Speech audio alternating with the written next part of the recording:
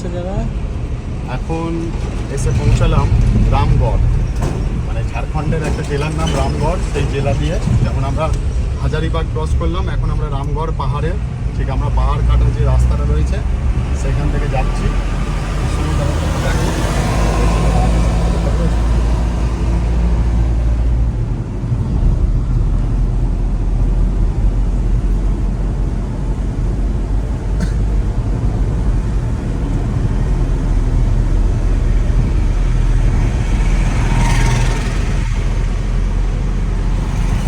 সম্পূর্ণ পাহাড় কেটে রাস্তাটা তৈরি করা হয়েছে, দেখতে পাচ্ছ। এখনো দুদিকে পাহাড় রয়েছে, তার মাঝখান থেকে ঠিক আমরা বেরিয়ে যাচ্ছি, সেইভাবে রাস্তাটা করা রয়েছে।